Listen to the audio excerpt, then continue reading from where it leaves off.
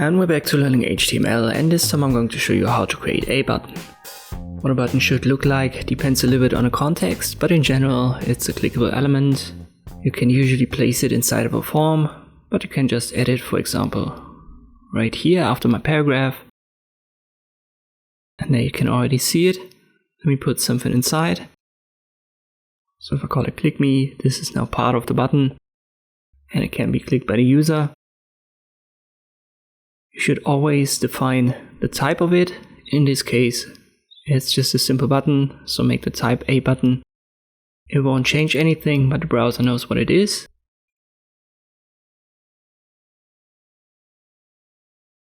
And as I've said, usually it's placed inside of a form.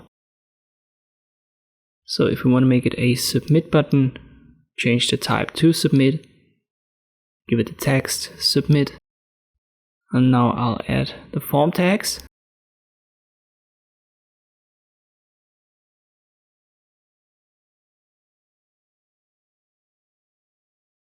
So our button is nested inside.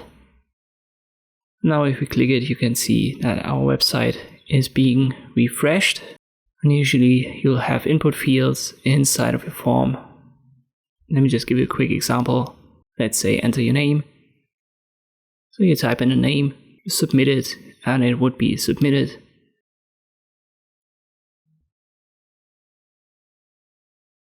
You can define the place where it should be submitted via an action attribute inside of the form.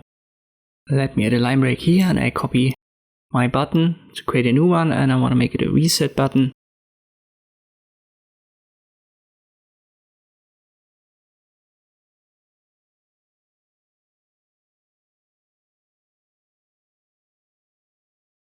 Find the type reset, give it the name reset. And now we've got a second button right here. It's also nested inside of the form, which is important. If I now type something into my input field and I reset it, it's going to get deleted automatically. So this is what a button can also do.